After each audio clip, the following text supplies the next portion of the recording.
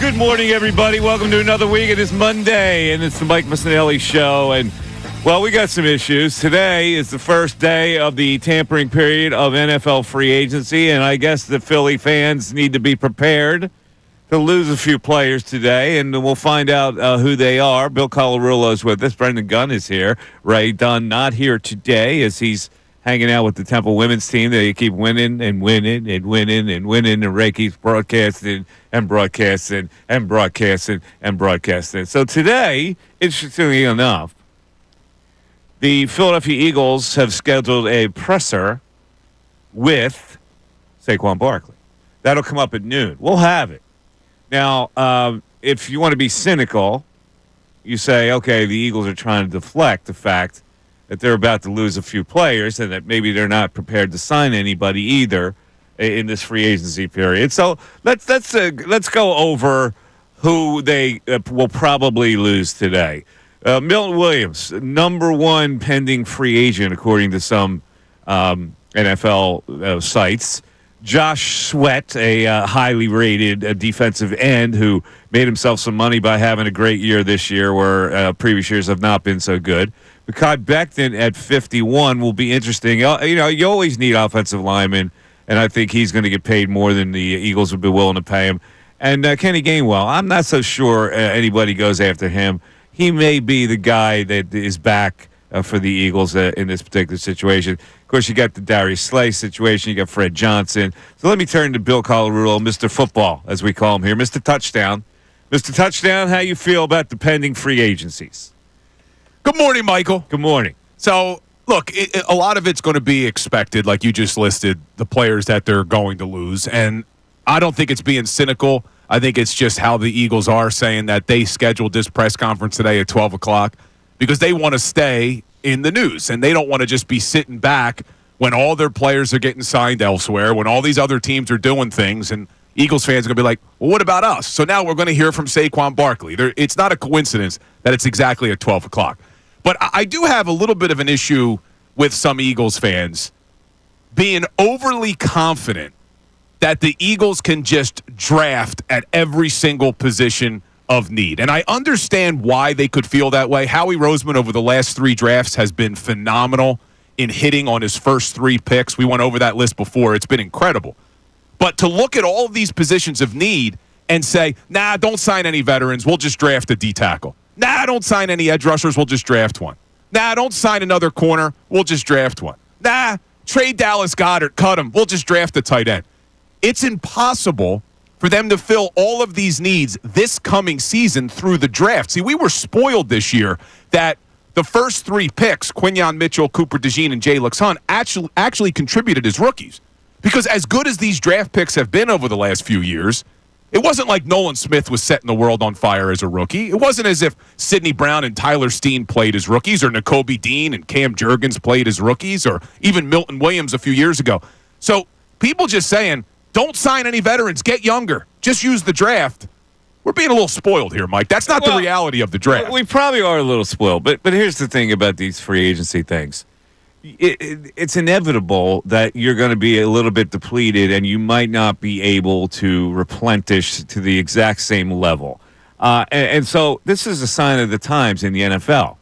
I've been very pragmatic about this whole thing. And I go, the Eagles have really covered their ass more than a lot of teams, more than most teams in the NFL, meaning their core is still good enough to win by filling in little gaps.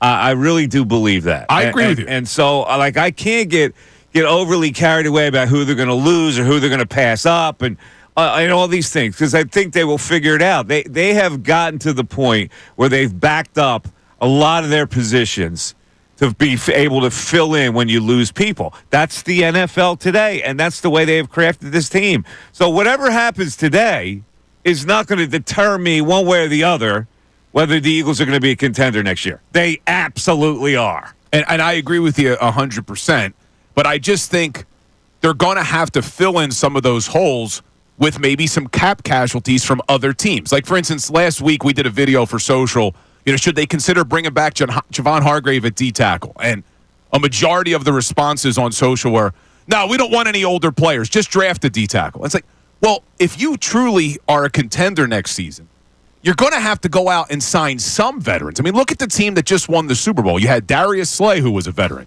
You had Brandon Graham, who was a veteran. You still have some veterans along that offensive line. So I don't think the answer is always just draft somebody, especially with the whole Dallas Goedert situation. I do not want to go in the next season with Grant Calcaterra as my only tight end.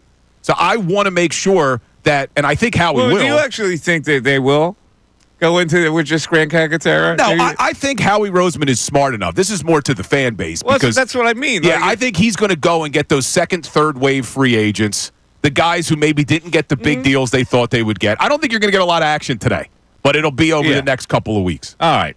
We'll pay attention to that. Meanwhile, I want to go into the first break with a little Sixer chat. First of all, gosh, I wish they would play a better team than Utah. Utah wants to lose, and they stink. It was the perfect storm for the Sixers to win a game last night, and they win by a scant 4 points over the horrendous Utah Jazz. So the Sixers didn't do themselves any favors because I want them to lose every game, and I've allowed them to to win only 2 games of the remaining 20, and last night was one where they won. Okay, so they got one more win before they messed up the whole thing that I'm trying to get accomplished. But the general manager or the president of basketball operations was on some kind of podcast. There are two levels that piss me off about this. One is the fact that he made a statement about how Sixer fans are how did he phrase that? That they're angry. They're driven by anger. They're driven by anger. Anger is all that drives Sixer fans. And he's trying to be glib about it to entertain the podcast host. So these idiots who are hosting this podcast are giving him the audience of laughing right along with him. I don't know what's worse, what Morey said or what these idiots did not press him up against. So can we play this? Brandon Gunn is our man today. Brandon, let's play this. Brandon, and we lost in 6 games. To a Knicks team that was not as good as the Celtics team we lost to the year before. And I was very down after the loss. And I was like, man, people are going to be so angry. And they were angry. Obviously, everyone wants us to win. But they were less angry than the year before. And anger is all that drives Sixers fans, as far as I can tell. Yeah. So, ha, ha, ha, ha. Ha, ha, ha. Anger is all that drives Sixers fans. And he gets an audience for his little quips. Yeah. And then they go on, I don't know if it was him or the other host says anger and irrationality or something along those lines. Yeah, we'll get to that. We'll play the full thing. But guess what, Daryl? I'm freaking angry. I'm angry. And I'm not going to laugh when you say something like that because what I would like to do is have you on and explain why Sixer fans might be a little angry since you've botched this whole thing. 610-632-0975 is how you get into the show. It's the Mike Missanelli Show. We're going to have some fun today. We're going to have some hot chat talk. We'll have Saquon Barkley on the show at 12 o'clock on his press conference. It's the Mike Missanelli Show. It's 97.5 The Fanatic back after this. Tyrone Johnson.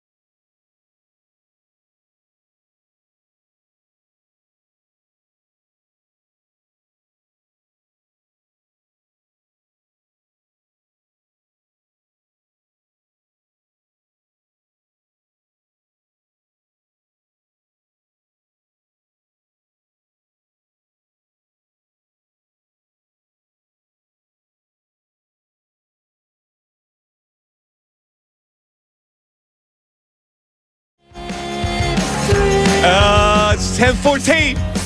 Mike Missanelli Show, 97.5. The Fanatic. Anger is all that drives Sixer fans. Oh, Bill, don't get me started, man. Certain things get under my skin. Well, the problem with Daryl Morey in that clip, too, is he's talking about – he doesn't mention this season. He talks about last season in the Knicks series and the season before with the Celtics, and he fails to remember that Sixers fans have been waiting over 40 years. Like, we haven't had a championship. We've only had one conference championships in 40-something years, and that was 2001. I mean, like, to say Sixers fans, oh, yeah, they're just angry. Of course. Well, let's forget about what happened in those playoff series, right? Why were people less angry against the Knicks? I don't know. Embiid was iffy, his health. He did play well. And people's expectations maybe go, man, you know what, that Knicks team, they look like they're a team of destiny, whatever. It doesn't really matter. Why are Sixer fans angry, or why are they feeling the way they feel right now? This is what I'm talking about. Forget the bad. Explain how you mucked up this kind of situation so bad that this team is in the dregs that they're in. That's what I want to know. Yeah, going from having championship aspirations before the season to now talking about, can we get our top 6 protected pick in the draft? That's a pretty big fall off. Look at what we're looking at right now. We're looking at the Lonnie Walker, the fourths of the world. He dropped 25 last night. Come on, man. Quentin Grimes, Lonnie Walker, the future. 25 apiece last night. You got to be. Look, Daryl, listen, man. I respect you, Daryl. I don't think I like you right now because I think you've ducked from your responsibilities, your media responsibilities. You've ducked from your fan base responsibilities to explain what the hell's going on. I think it's been cowardly of you this year. So I am inviting you right now. Take the coward suit off. Just take it off. Come on. And I want to ask you some straight questions about how in the world you and your posse of 5 executives have gotten the Sixers in this kind of a shape. Honest questions. You tell me. I'll ask the question. You tell me. Don't go on a podcast where little idiots are going to yuck it up with you. Sixer fans deserve more than little idiots on a podcast. Yeah, giggling. Yeah, it's. I mean, and he says it, and then Daryl Morey talks about how anger just drives Sixers fans, and then even acknowledges that the aggregate accounts on Twitter are going to have a blast with this, and they're joking about it. Can we play the whole thing? Do we have the whole thing that we can play? The problem is Twitter crashed. Oh. So Brendan was trying to pull it off Twitter, okay. And now we can't find it. So Twitter has crashed today? Yeah, perfect day with the legal tampering period kicking off in the NFL. You know what's really interesting? I watched the show last night. CNN is doing this show on Twitter. The origins of it and the whole thing. Interesting. It is. Like, what? Is there a connection here? I don't know. They're probably updating something. It's a show about, like, the kids that founded Twitter, like that startup company that all of a sudden they found this algorithm that could. Jack Dorsey was the guy, and they made the CEO of it. It was his idea. That was the origin of how Twitter started. Was on last night, first episode. Gotcha. Yeah. So maybe there's some sort of connection. So we haven't been able to pull the full clip, but yeah, they make a joke about how the aggregate accounts on Twitter are going to have a blast with this, and then I don't know if it was the host or if it was Daryl Morey that says, yeah, anger and irrationality, and it's like you got to have more self-awareness, Daryl. I mean, you got to know what's going on here. The Sixers fans. It's not just what's happening this season. As much as this season's been terrible, Mike, I agree with you, but we've been starving. This is a fan base that has lived through the Andrew Bynums and the Ben Simmons and the Markelle Fultz and the process and all of these damn things that they've lived through. You're damn right they're angry. I just want to ask a basic question. What are you doing? Like what have you this year? What was your plan? Like, I just don't get it. And what are you doing now? Like, what is this nonsense? You bring in this guy and this guy that we've never heard of and throw this guy in there and look at this guy. What are we doing? Do we have any expertise in building an NBA team, or are we just throwing darts? 610-632-0975. We can take calls today. That's also your text line. I want to hear what you have to say about this. Mike Missanelli Show continues. Fanatic Sports Update. Legal tampering begins today. I'm Brendan Gunn, and this update is brought to you by Groundworks, your expert for basement waterproofing and foundation repair since 1997. Book your free inspection at groundworks.com. Free agency is here around the NFL as the legal tampering period begins officially today at noon. Teams can then contact various pending free agents around the league and work out a deal before officially signing them on Wednesday. The Eagles have quite a few names to keep an eye on today. Milton Williams, Josh Sweat, Mekhi Becton, Darius Slay, Isaiah Rodgers, amongst many others. We will keep you updated all show long, all day long, right here on The Fanatic if the Eagles make a splash on that front. One guy who says not to expect a splash at the edge position is Rob Motti, who covers the Birds for the AP. He joined the best show ever on Friday, and this is what he had to say. They're coming off a Super Bowl victory. They don't have to spend on a big splash like that at edge rusher with the depth that they have, even with potentially losing Sweat and Milton Williams and Brandon Graham. The Sixers got back in the win column last night with the 126-122 win over the Utah Jazz. Quentin Grimes and Lonnie Walker led the way with 25 points. They're back on the court tonight in Atlanta to take on the Hawks. Tip-off's at 7:30. You can listen to that game live right here on The Fanatic. And the Flyers, they lost yesterday to the New Jersey Devils by a score of 3-1. This update was also brought to you by Rocket. Rocket.com is a single, seamless home ownership platform to help you find, buy, sell, finance, and even refinance your home. Visit Rocket.com today, the new home for all things home ownership. I'm Brendan Gunn on the home of the 76ers and the Flyers, 97.5 The Fanatic and 97.5thefanatic.com. Vacation?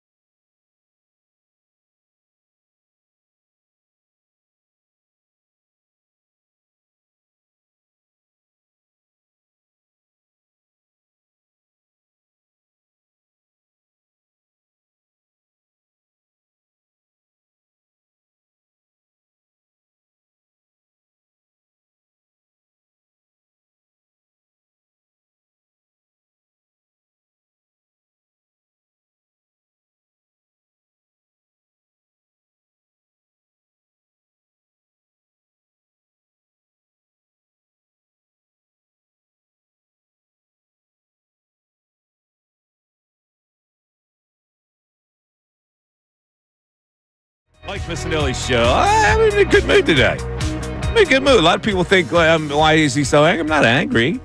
I'm angry that Daryl Morey says that anger is all that drives Sixer fans. That's not what you know what drives Sixer fans? Performance and lack of. And this year, if you see, this is a franchise that was supposed to contend and now is the dreck of the earth. And now they have to lose every game for the rest of the year. This is what it's turned out to be. So, Sixer fans angry? What do you expect them to do? Go pick daisies? Like, what? Like I don't understand. Here's the problem with people who interview Daryl Morey. They allow him to charm them. Daryl Morey is he likes to charm. Like he's got a really strange personality that somehow charms people into timidity. And let me just say for the record, Bill, and I think you know this, I am uncharmable. That's one of the miserable traits that I have. I am uncharmable. It doesn't matter who you are. I could be talking to the Pope, and the Pope couldn't charm me. Yeah, I agree. If I had legitimate questions to ask somebody, I agree with you. But you're right, Morey. He could be a nice guy, and he is. He could be where he, de-weaponizes you a little bit because he's such a nice guy. But he quirks. He's quirky, and he'll say some quirky stuff, and everybody falls for it. I would be in interviewing Daryl Morey. I'm stoned face. This is what I do. You can give as many quips as you can. It's not going to deter me from asking how you messed up. And you did ask him again. We had them. We had that interview. It just happened to be the Friday before the Super Bowl, so it got steamrolled. It was a great decision by the Sixers to make him available that day. But see, what's bothering me is I know you're more bothered by this season, which makes a ton of sense. I mean, this has been a disaster of a season. But in that clip, when he talks about how Sixers fans were angry when they went to Game 7 against the Celtics, he also leaves out the fact that the stars didn't show up in those last two games. His hand-picked guy, James Harden, by the way. Exactly. So it was like, what do you mean Sixers fans are angry? It wasn't like, look, I don't think Sixers fans were angry when they lost in 2018 against the Raptors on the quadruple doink because there was upset, yes, frustrated, yes, disappointed, yes, but there wasn't this anger because it was a great series and they lost on an unbelievable shot by Kawhi.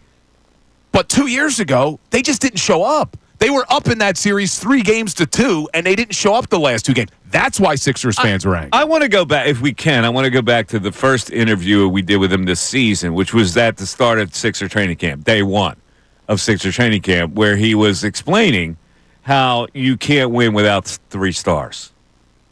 I go, okay, so now let's review it. Now, if I had him on, I would go, okay, let's play that little clip. Now, tell me about this 3-star thing. And I go, even if the stars are old, he said, I'll take a star player who's old rather than a younger player, blah, blah, blah. Remember he said that stuff? I do remember he said okay, so now let's say, now let's back it up. So let's, in that podcast where he started talking about, okay, we lost to Boston and we lost to the Knicks and people were less upset about the Knicks, blah, blah, blah. Okay, once you lost that is in a bag. Put it in a bag, store it like it's evidence, right? Now your responsibility is build it. You lost that series to the Knicks. Now build better so you are in that same situation where you lose in the second round. Now what have they done? Coming off that loss that he talks about, people were less angry. People were less angry because they gave you some leeway. They said, okay, now we're going into a new season, and now this team knows what it needs to do to get better to win. What did he do? Did he build it? Well, he built it. It just crumbled instantly because it was built on the backs of a lot of aging veterans. He built it with styrofoam beams. That's what he built it with. Styrofoam or just really old beams, wood? Beams. Styrofoam. Cracks. You know what's crazy is I kind of want to – I got to try to find this at the break. Evan Turner. You remember Evan Turner? Oh, sure. Was he the second pick in the draft? That was another thing. They missed out on the first pick in the draft, and they took Evan Turner. Yeah, which was a mistake. But when they signed Paul George, the Sixers, this offseason, Evan Turner went on with – trying to remember who it was that he went on with, Gunner. I don't know if you remember. And we killed Evan Turner for what he said because he talked about how the Sixers just signed the softest player that you'll ever be around in Paul George. And when you put him and Joel Embiid on the court together, you're going to have the softest two stars in the NBA, and this team is going to be terrible this year. And we killed Evan Turner.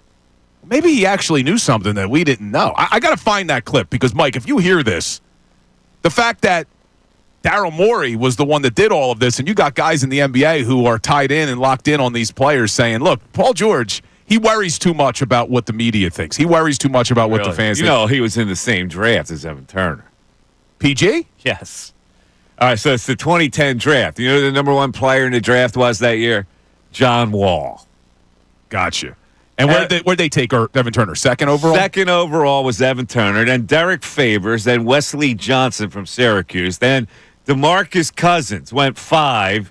Ikpe Udoh went 6. Greg Monroe from Georgetown went 7. Al-Farouq Aminu from Wake Forest went 8. Gordon Hayward 9. And PG 10.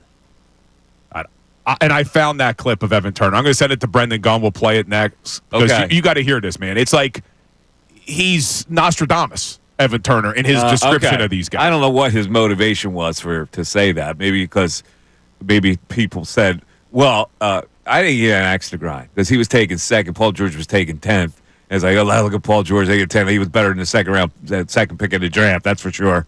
Maybe the Sixers should have taken him. I think that was the dialogue that made Evan Turner mad. But in any event, we have the whole thing of Daryl Morey when he's talking about Sixer fans.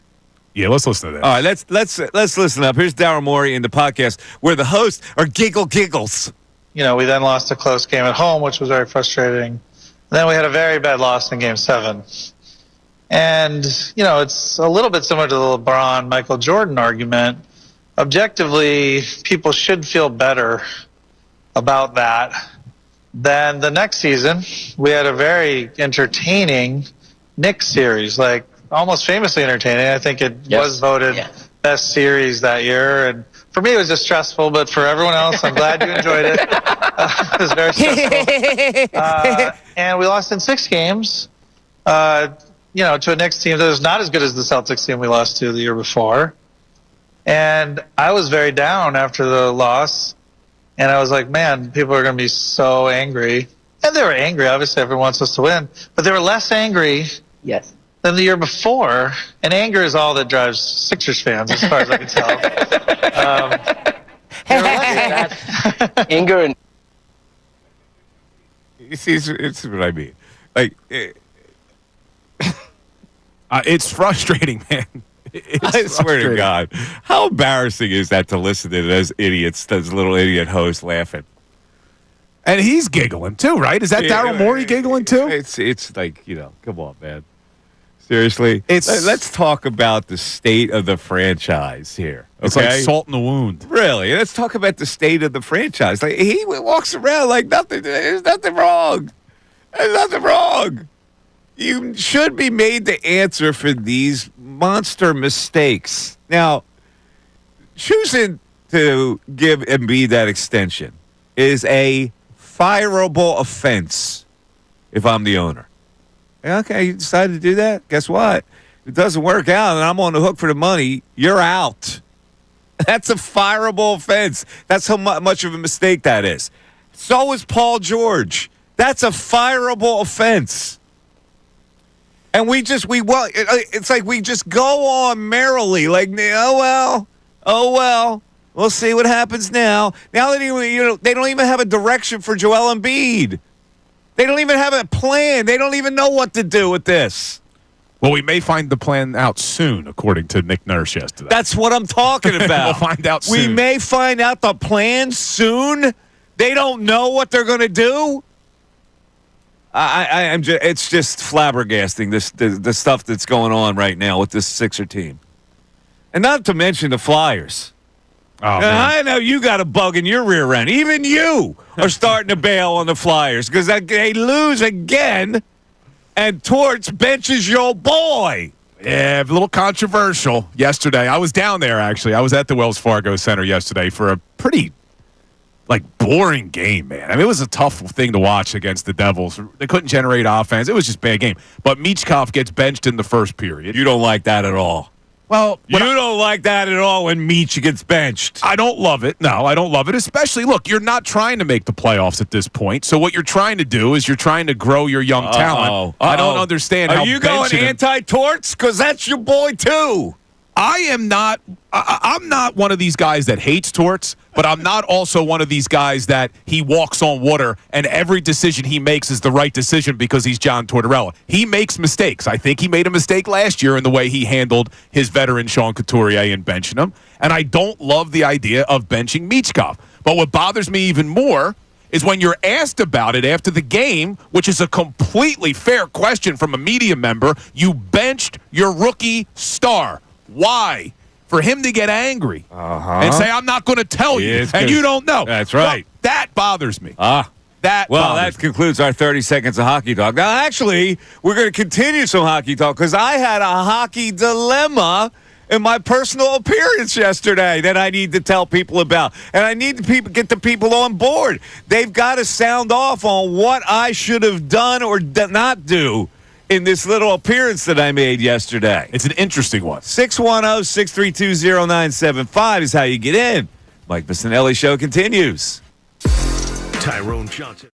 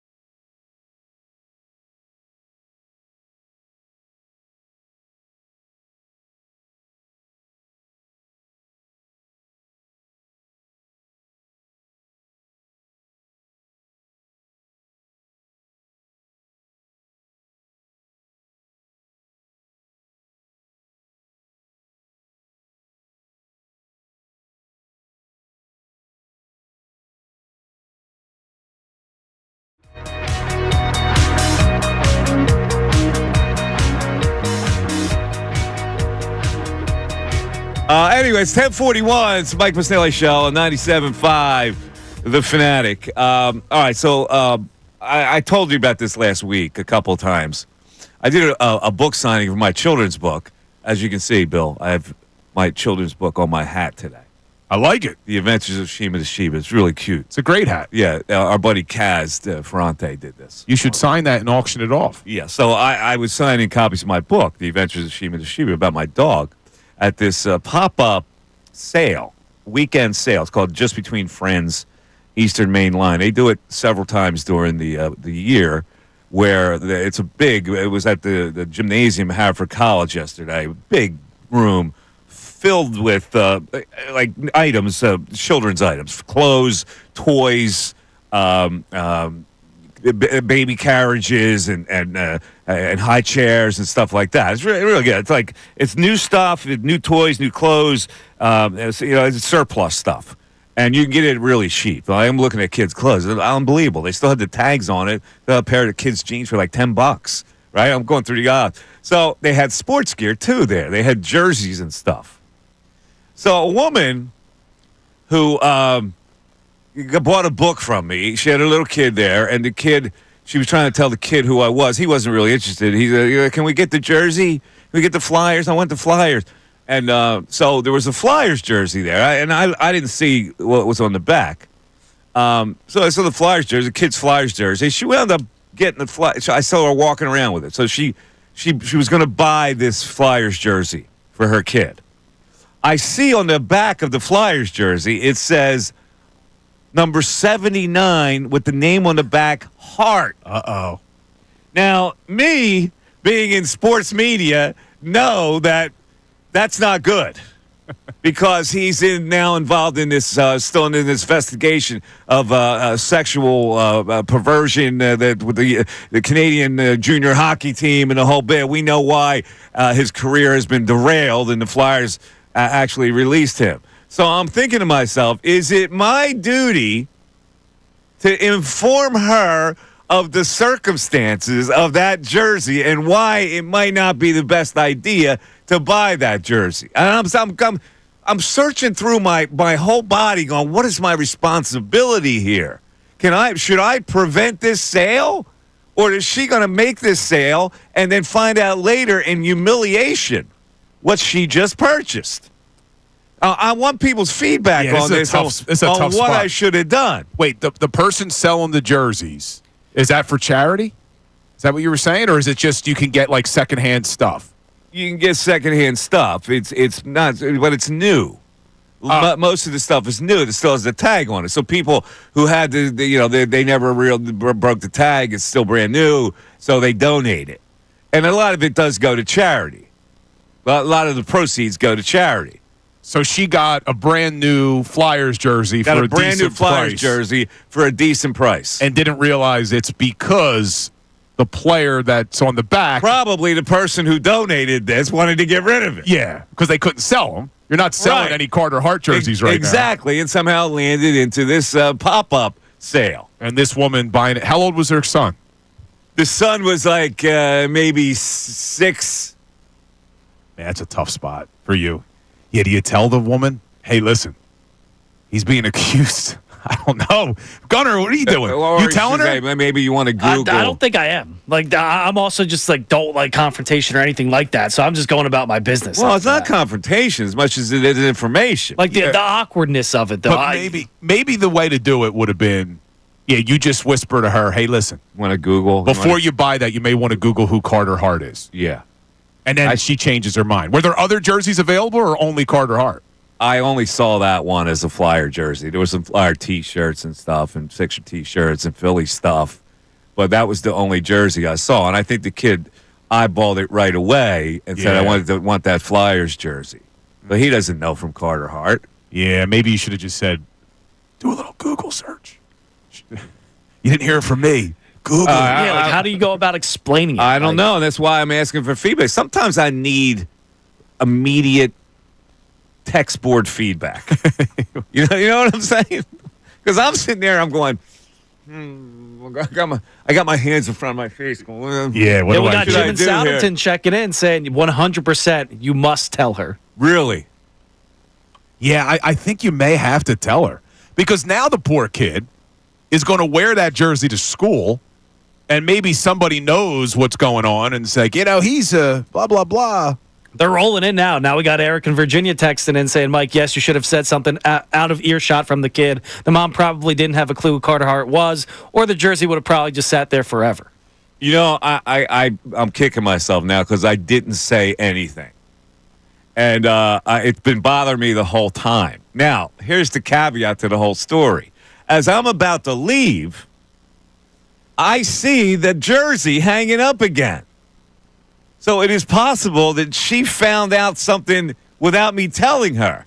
Or there was a second jersey that I think there may be more than missed. one. I don't know because I didn't see that jersey hanging in the spot it was hanging as I left. She might have decided against it, and there's nobody there that could have known that. First-time texters texting in as a mom of 4 sons. You 100% must tell her. Yeah.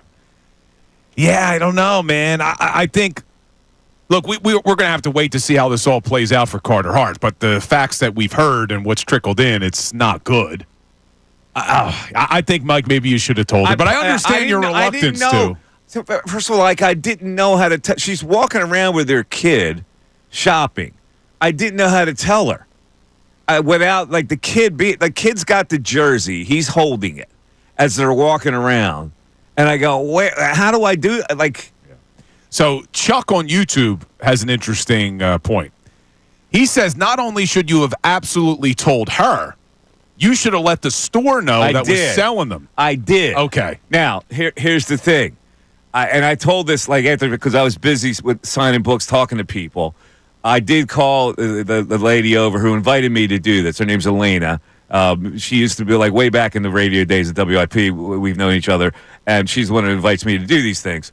So I called her over and I said, "Listen, there was a lady that was walking around with the Carter Hart jersey, and so she pointed out. She goes, "Is that it hanging there?" And this is where I saw the jersey. I go, "That's probably it." That she maybe she decided against it or whatever. Yeah. And she goes, "All right, well, I'll take it off the floor now," and she took it off the floor. So nobody could buy it. But I don't know if it was another Carter Hart jersey. And it still did not absolve my responsibility in the first place. But I couldn't find a spot where I could actually have a conversation with the woman. She's walking around with her kid. The kid's got the jersey in his hand. All right, but now, if I tell her and she snatches the jersey away, I'm thinking the kid's going to have a fit and cry and the whole bit.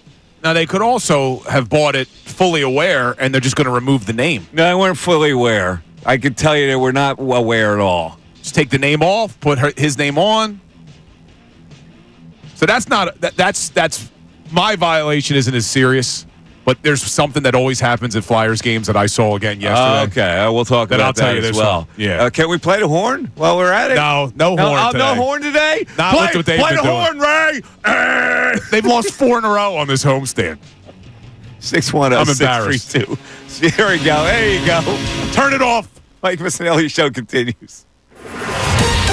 Fanatic Sports Update. Legal tampering begins in 1 hour. I'm Brendan Gunn with your Fanatic Sports Update. Free agency around the NFL is here as the legal tampering period opens up today at 12 noon. Teams can then contact various pending free agents around the league and work out a deal before officially being allowed to sign them on Wednesday. The Eagles have quite a few names to keep an eye on today. Milton Williams, Josh Sweat, Mekhi Becton, Darius Slay, Isaiah Rodgers, amongst others. We'll keep you updated all show long, all day long right here on the Fanatic as far as any moves go and if the Eagles make a splash. One guy who says don't expect a splash today, especially at the edge rusher position, is Rob Motti, who covers the NFL for the AP. He joined the best show ever on Friday, and this is what he had to say. They're coming off a Super Bowl victory. They don't have to spend on a big splash like that at edge rusher with the depth that they have, even with potentially losing Sweat and Milton Williams and Brandon Graham. In other Eagles news, Saquon Barkley set to speak to the media today around noon about his contract extension he received last week. We'll keep you updated on that front as well. The Sixers got back in the win column last night with a 126-122 win over the Utah Jazz. Jazz.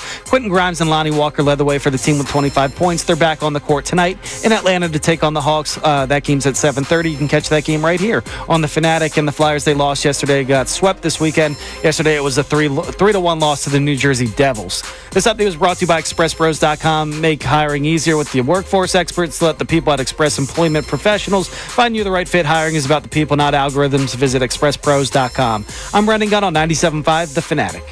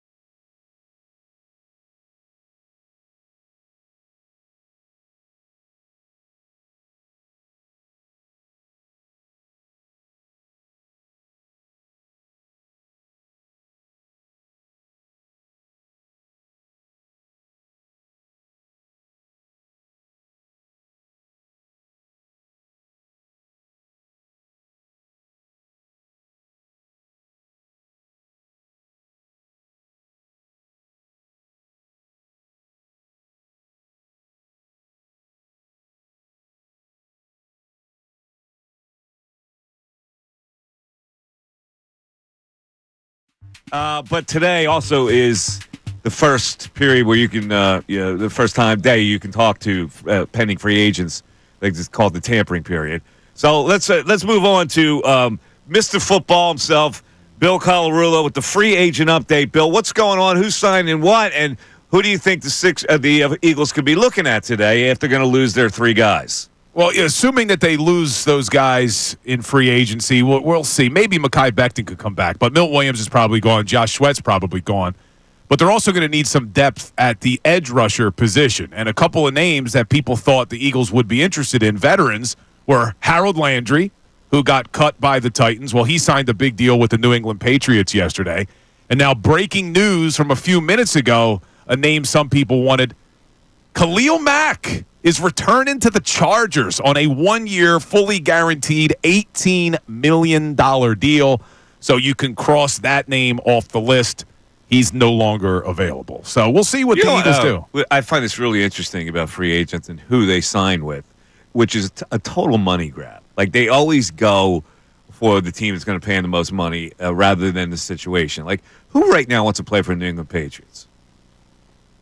We don't want to play for the New England Patriots. Cold freaking weather. They stink. They're in a rebuild. It's like... Well, they brought back Mike Vrabel, right? He's their head coach now. So, like, Harold Landry going there reunites him with Vrabel, who he played for in Tennessee. Yeah, I get it. So I understand that.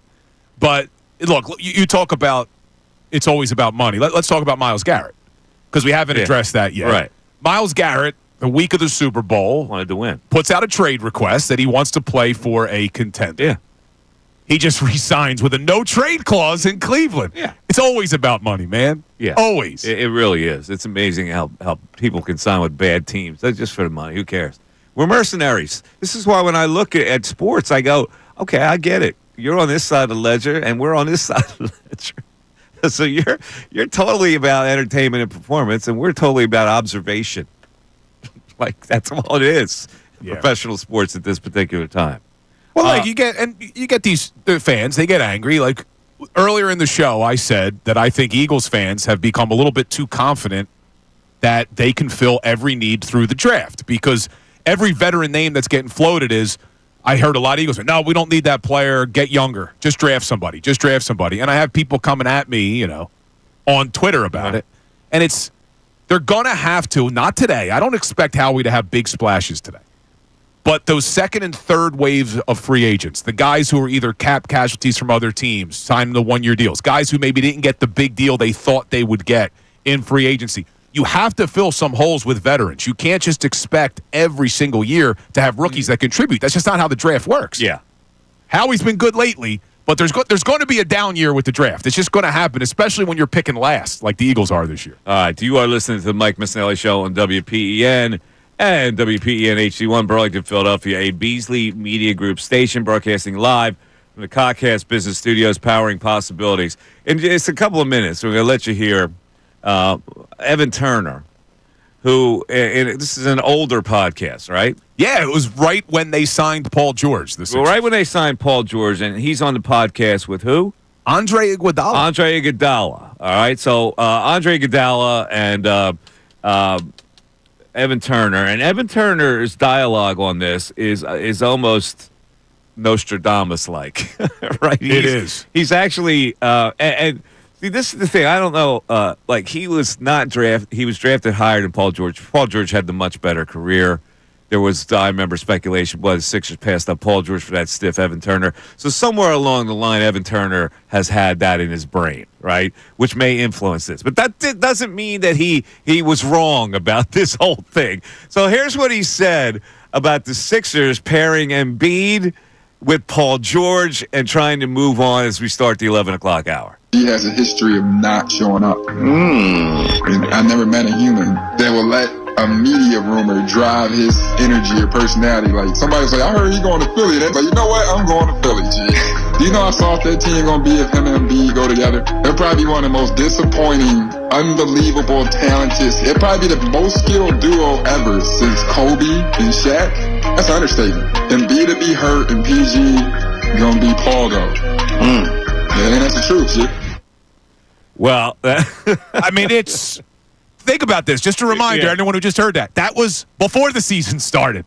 This guy predicted everything. And when he says Paldo, he's playing Where's Waldo? Because the guy's going to disappear. It's unbelievable. He has a history of not showing up, and he lets social media posts influence how he's going to play or whatever. Well, that's pretty pathetic. Again, the caveat here is that Evan Turner may be a little bitter that Paul George had a better career than he was. I really liked Evan Turner in college. He played for Ohio State. He was a really dominant player. He took every important shot for Ohio State back in the day. So I didn't think the Sixers were getting a bad player at all. It turned out his pro career wasn't that great. But do you know where he played high school? I don't. Evan Turner played high school at St. Joseph's in the Chicago area, which is where Isaiah Thomas played, but also where the kid from the subject of Hoop Dreams played. That was about that school. Oh, really? Yeah, that guy played St. Joseph's. The Pignator was the head coach, and Evan Turner played for him. And Evan Turner was the next coming of great players that came out of that program. Isaiah Thomas was the main guy. If you remember Hoop Dreams, yeah, that's where Evan Turner was there. It's just for Evan Turner though to be able to see it, and like you said, maybe he's got personal issues with Paul George because the same draft. But if he's able to see that Paul George is soft, and pairing him with Joel Embiid is going to make them the softest team in the NBA, how does the general manager not see it? Here's the thing about this is what bugs me so much. Because we look like the average Joe says, Paul George, great player. You have to then, as an executive, look behind that facade. Paul George has been a prominent player in the league. I get it. Right? But now look beyond on how he's going to perform for you, because this is your team. This is your business, right? So when you look at it, do you factor in the fact that he has a history of not showing up? Do you factor in the fact that he only played an average of 43 games for 4 years prior to him playing almost the full schedule last year? Do you look behind the fact that he's been injured and is 34 years old? That's what you're supposed to look at. You just don't look at it like some Joe who goes, Paul George, star player. And that's what I think Morey did here. And they should know better.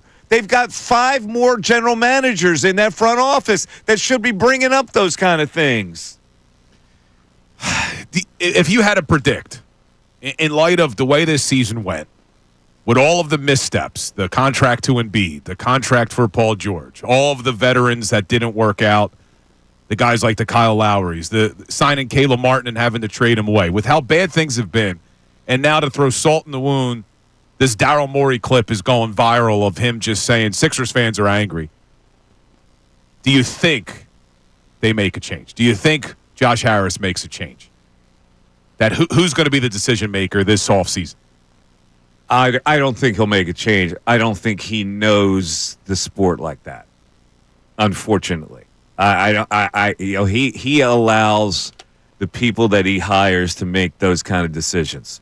So around the league, Morey is pretty well respected. That's all Josh Harris believes. Josh Harris does not know the sport enough to make an evaluation like that at this particular time, in my opinion.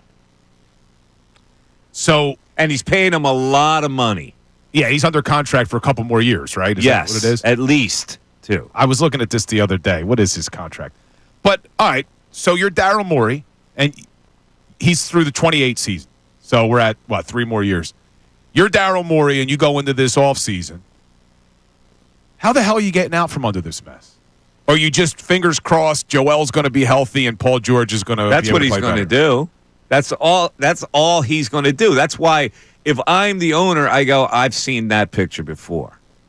And if I knew sports like that, which Josh Harris does not, since he sits there and gulps popcorn and seems to have a jolly old time watching his team play terrible basketball, I don't think that he's going to make a decision like that. Now, maybe his partners will talk him into that decision. I don't know. The only reason why maybe he does is I know you're saying he doesn't know basketball that way, but what he is going to know, the Sixers just sent out the renewals for next season's season tickets. Yeah. Who in their right mind right now would sign up to renew? No, that's a good question.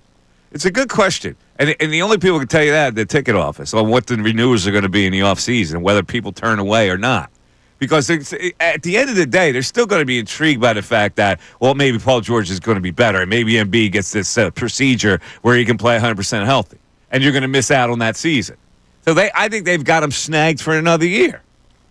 Yeah, because people are just going to hold out hope. Exactly. It's going to be all hope. But the thing is, though, Mike, us not knowing what the plan is with Joel, we don't even know if Joel plays next year, right? I mean, there could be another season where they say we're going to shut him down. They're still exploring possibilities on how to handle it, Bill.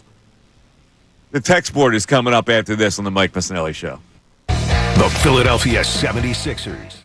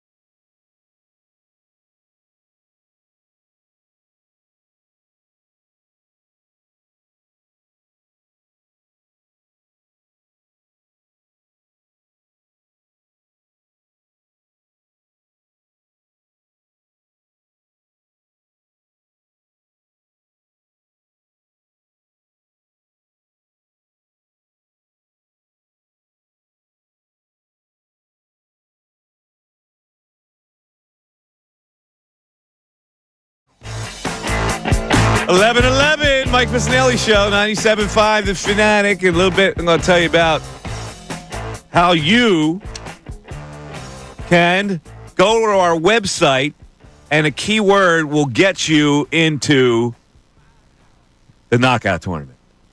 That's coming up, Bill. The knockout tournament. I know you're excited about the knockout tournament. Very excited. You are. Do we know who won Friday? I don't know. Who won Friday? I don't know. I didn't see. I did not get an email for you guys. I got one for the morning, so hopefully I'll reach out to Eric and see who won for you guys. I'm looking too. I don't see that he sent it to us for Friday. Oh, I lied. We got Friday's winner. Oh, we do? I'll announce it. Who is it? Charles Early from West Defford, New Jersey. Congratulations. Charles Early. Congratulations, Chuck. So you can win a spot in the Fanatic Knockout Tournament and a pair of Sixer tickets. Of course, we're doing this on Wednesday, March 26th. You get a ticket for the game, and so at the end of you'll come down to the court where the pros just played on, and you'll play knockout with the crew. So today's keyword is round. R-O-U-N-D. Round. That's an interesting word for today. There you go. Was that sports related? Usually they were like pass and shoot. Well, the ball is round. That is true. The ball is round. You see that? These are the type of sports takes you get from Mike Missanelli. The ball is round. Ball is round, and the ball is orange, which is probably tomorrow's keyword. No, I don't know. We don't know tomorrow's word. Let's go to the text board. We haven't had the text board in a while. And in a minute, I'm going to give you the Phillies lineup for today as they play the Minnesota. Who do they play today? The Twins. Yeah, the Twinkies today. Max Kepler's old squad is playing the Phillies today. You're a unit. Yeah, you're a unit. He is mashing. He's mashing so far. He looks good. I watched Sunday's game. He mashed a little bit more. Brendan Gunn with our text board today. Brendan, what do we have on the text board today? Yeah, we got Nate in the Northeast checking in, says it's called deflection, and that's exactly what Daryl Morey is doing again by blaming the fans, saying they're angry. It's something the Sixers are amazing at, all capital letters. Sell the team, Josh. Daryl, take the next flight out. Leave. I can't watch this team anymore. It hurts. Well, I don't think he's blaming the fans. What he's saying is he's trying to be quippy. That anger is all that drives Sixer fans. You can't say that without taking the responsibility of why they are being angry, which is you're doing. Okay? Really. You can connect the dots, Daryl. In general, you can't call Sixer fans angry unless they are reacting to something angrily. What are they reacting angrily to? Your failures. What else you got, Brandon? Yeah, we got a no-name here, but they say Josh Harris needs to wake up. We expect the Commanders to go out there and make all these moves today. Meanwhile, the Sixers GM's on a podcast talking about angry fans, and they seem to be throwing in the towel. What's up with this, dude? What's up with this, dude? What's up with this? Now, I remember that Saturday Night Live? What's up with that? What's up with that? Yeah.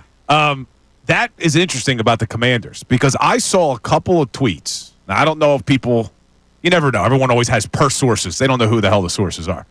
But I saw some tweets saying that don't be shocked if the Commanders sign both Milton Williams and Josh Sweat. If that happens, now I know Eagles fans out there have already braced themselves. We're going to lose these guys. But if both of them go to Washington, I think I would have an issue with that. Like, I'm okay. I'm not happy that Williams is gone, but I think he's going to break the bank, so I understand it. But if they both go to the Commanders, how would you feel about that? So Josh Harris, I just watched the New Jersey Devils beat the Flyers yesterday. Now I got to watch the Commanders take two of our stars? He's kicking everybody's ass, that Josh, isn't he? Except for this town. Except for the Sixers. Yeah, except for this town, yeah. So, listen, you think Josh Harris is picking players in Washington? No. No, he's got general managers who are doing a good job. So he pulls away. I actually think that Josh Harris thinks that Daryl Morey is doing a good job. See, I would have agreed with you if it didn't get so bad that tickets are selling for like $6. Like, the businessman in Josh Harris has to realize that this product has become so unwatchable that you're paying more in service fees than you are for the ticket themselves when you go to buy it online. Like, that has to resonate with a businessman like Josh Harris, doesn't it? No, because Daryl Morey is a charmer. And Daryl Morey is saying we got to stay the course. And Josh Harris sits there, is entertained by basketball. He sits right in his seats there. He gets entertainment out of that. Now, if he knew sports at all, he would look at what the Sixers put out on the floor yesterday and go, man, here's who came off the bench for them yesterday. Now, the bench actually saved them because they got 25 points from Lonnie Walker. Now, if I'm sitting there and I'm watching Lonnie Walker play as an owner, I go, what the hell's with this? This guy can't play in the NBA. All right, he had a moment yesterday, but he's been passed over by 4 teams. He was playing overseas, for crying out loud. He can't play. Jeff Dalton, Ricky Council, Jared Butler, Alex Reese. I mean, if I'm an owner who knows a thing about sports, I go, Daryl, what are you doing? What the hell is that? And his starting teams yesterday, all right, Grimes, your boy, Grimes had 25. In a win over Utah, he was a minus 17. Justin Edwards, who everybody went crazy over the first couple of weeks, right? Justin Edwards, who I said what? Can't play. Not an NBA player. All right, 11 points, 3 for 13, 1 for 8, was a minus 34. Now, if you're an owner who's invested in your team, you just know a little bit to question your personnel in your front office. You know what, guys? What are you doing? What is that you're throwing out there? But I don't think he does that because he doesn't know the game like that. Well, your buddy Alex Reese was a plus 29, man. Maybe he can play. Oh, stop it! But you're right. The entire starting 5 was a minus. 5. Yeah. How much they got out of the starting 5? 20. They got 48 points out of their starting 5. The guy who's supposed to be the find of the year has fallen off the cliff. Yabba Dabba Doo? Yeah, Yabba Dabba Doo with a goose egg yesterday. And a minus 18, by the way, in 12 minutes of play. And only 2 boards. Look at it. That's crap. That team is crap that they've assembled. All due respect. You know, these guys are trying to make a living. I get it. But come on, man. All due respect. The problem is we got no winter sports now, man. We got the Flyers, who are, I know, in the middle of a rebuild. They're causing some controversy with Tortorella a little bit. Although he's become, you can't question, Torts, man. Do we have the audio of that?